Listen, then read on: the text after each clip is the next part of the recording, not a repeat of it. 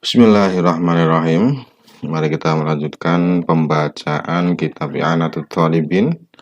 Ini saat ini sudah mulai masuk ke pembahasan ya, sudah tidak pendahuluan dari ana lagi.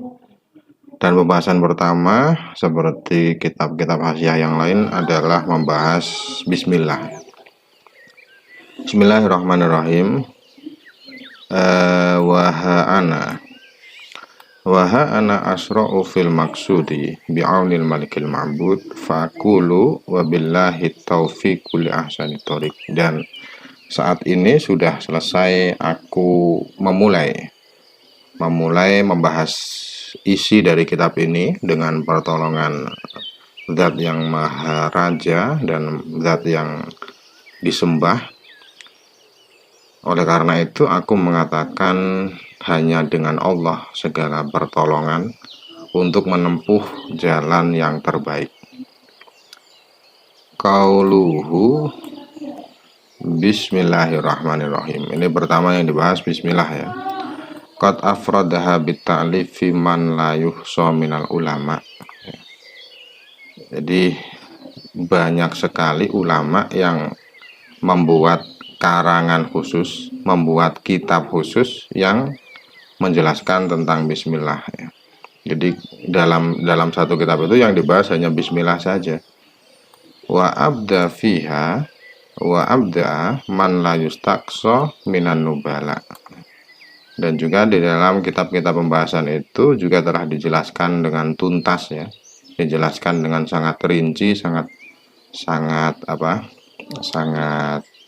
luas sekali, dan berbagai karangan atau tulisan-tulisan yang indah. Banyak sekali ulama yang menulis tentang itu. Ulama-ulama yang tidak bisa dibatasi dengan jumlah ya, karena banyak sekali. Wa ma'adzalik ma balaghu mi'sara man tawat alaihi min lataifil asrar wa nukati tafsir.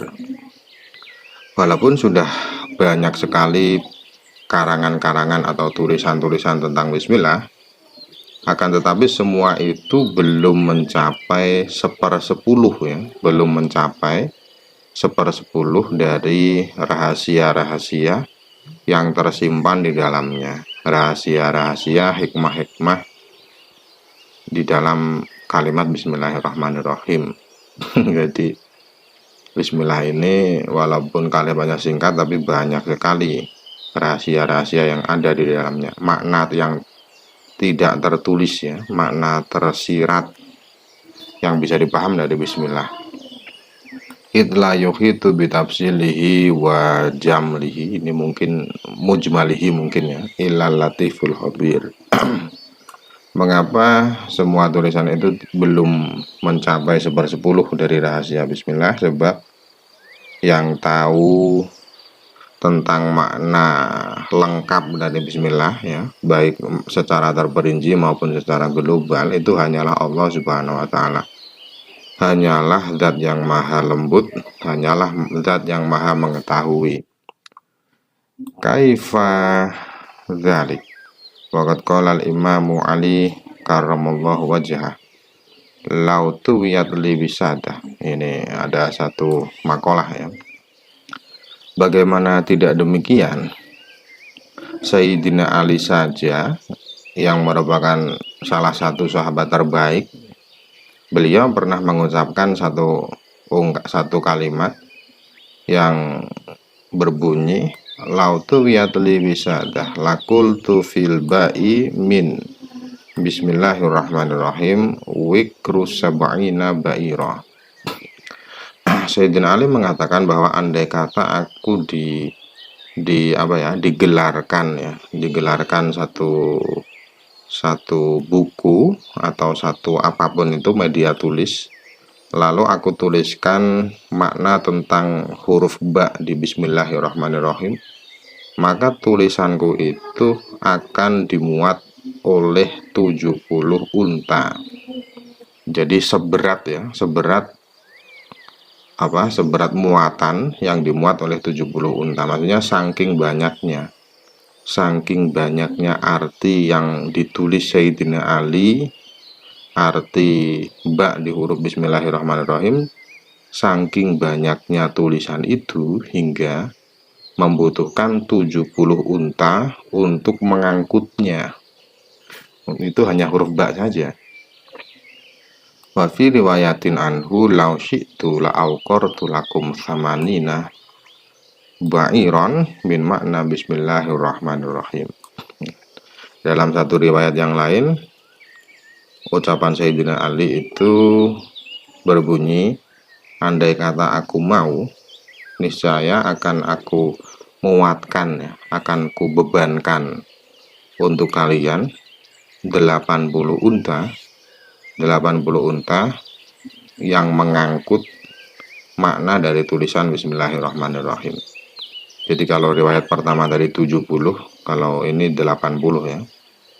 Andai kata Sayyidina Ali menulis tulisan-tulisan makna Bismillahirrahmanirrahim itu niscaya akan membutuhkan 80 unta untuk mengangkutnya. Ini bagaimanapun riwayatnya, yang pasti makna Bismillah itu sangat luas ya. Yang pasti intinya makna Bismillah itu sangat luas. Walakin yang bagi at-takallum 'alaiha min jinsil fanni al-masru'i fihi wafa'an bihaqqiha wa bihaqqil fanni al-masru'i fihi. Jadi apapun itu, walaupun sudah banyak sekali tulisan tentang Bismillah, walaupun sudah banyak ulama yang menulis tentang Bismillah, akan tetapi sebaiknya bagi penulis kitab yang baru itu masih tetap menyinggung pembahasan Bismillah sesuai dengan disiplin ilmu yang akan dibahasnya. Hal ini karena memenuhi hak dari Bismillah dan juga memenuhi hak dari disiplin ilmu yang akan dijelaskan. Jadi Bismillah punya hak untuk dijelaskan, dan disiplin ilmu juga punya hak untuk menjelaskan Bismillah sesuai dengan ilmu itu. Wal'an asyuru'u fi fannil fiqhi al-bahithi anil ahkami syar'iyah. Dan saat ini kita membahas tentang hukum fikih ya. Kita membahas satu disiplin ilmu, yaitu fikih. Yang kita tahu dalam fikih itu pembahasannya seputar hukum-hukum syara ya, hukum-hukum syara. Jadi karena ini adalah yang dibahas disiplin ilmu fikih, maka pembahasan Bismillah juga akan seputar dengan itu, seputar dengan fikih, seputar hukum-hukum syariat ya. Jadi penjelasan Bismillah ini dari sisi hukum syariatnya. Fayuqalu al-basmalatu matlubatun fi kulli amrin dibal. Maka Bismillah itu ya, Bismillahirrahmanirrahim, kalimat Bismillahirrahmanirrahim itu dituntut atau disunahkan di setiap hal yang memiliki kebaikan.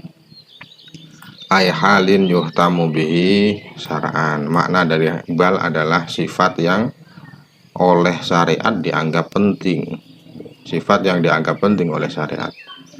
Ini kalau sudah mengikuti hadis Bajuri itu kalau sudah mengikuti video Bajuri ya, yang tentang Bismillah itu mirip-mirip dengan video ini. Maksudnya penjelasannya mirip-mirip. Ya sebenarnya bukan cuma Bajuri. Di kitab-kitab yang lain di saat membahas Bismillah ya rata-rata yang dibahas ini, hadis ini.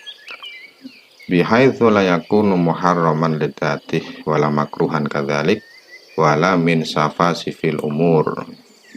Sesuatu yang baik yaitu sesuatu yang dianggap penting oleh syariat.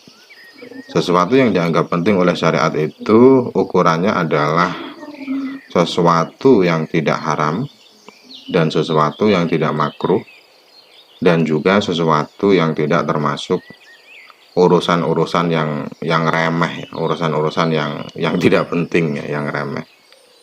Namun untuk hukum haram dan makruh ini terkhusus keharaman dan kemakruhan yang dikarenakan dirinya sendiri, tidak dikarenakan sesuatu yang lain. Itu lidzatihi ya. Lidzatihi ini maksudnya keharaman yang sifatnya tidak disebabkan oleh hal lain. Jadi ada 3 hal yang dikecualikan. Dikecualikan tidak sunnah mengucapkan bismillahirrahmanirrahim sebelumnya, yaitu haram, makruh, dan juga hal-hal yang remeh. Ini iklan dulu. Saya lakukan subscribe ya. Kemudian kata apa tadi, safasifil umur diartikan dengan muhaqqaratiha. Muhaqqarat ya hal-hal remeh. Fatah rumu alal muharrami lidzatih kazina lali aridin kal wudu'i bima'in maksuk ya, ini seperti yang saya jelaskan tadi, bahwa perbuatan atau sesuatu yang hukumnya haram dan keharamannya tidak disebabkan oleh hal lain, itu kalau kita mengucapkan bismillah sebelum melakukannya, maka bismillahnya juga haram. Contoh perbuatan ini adalah zina ya. Ada orang yang sebelum zina dia bismillah dulu, itu bismillahnya juga haram. Nah, tapi batasan hukum haram ini terbatas untuk hukum-hukum yang haramnya tidak dikarenakan hal lain. Berbeda dengan keharaman yang keharamannya datang karena disebabkan oleh faktor lain. Misalkan wudhu menggunakan air yang dicuri ya. Wudhu menggunakan air yang didapatkan dengan cara yang tidak halal, itu wudhunya berubah menjadi haram. Tapi walaupun demikian, orang yang wudhu dan sebelumnya mengucapkan bismillah, walaupun wudhunya haram karena menggunakan air yang haram, itu hukum bismillahnya tetap sunnah ya. Hukum bismillahnya tetap sunnah, tidak haram walaupun wudhunya haram. Alasannya ya karena keharaman wudhu ini bukan karena dirinya sendiri, tapi disebabkan oleh hal lain. Hal lain yaitu air yang digunakan adalah air yang didapatkan dengan cara yang tidak halal. Wa tukrahu alal makruhi lidatih karena dzalil farji zaujatih lali arid kaklil basol. Sama halnya seperti perbuatan haram, perbuatan makruh juga sama. Kalau sesuatu yang dimulai dengan bismillah itu adalah perbuatan makruh, maka hukum bismillahnya juga makruh. Namun catatannya seperti tadi, kemakruhan ini terkhusus kemakruhan yang tidak disebabkan oleh hal lain. Contohnya melihat kemaluan istri. Melihat kemaluan istri itu makruh ya. Jadi orang yang sebelum melihat kemaluan istri dia bismillah dulu, itu bismillahnya makruh ya.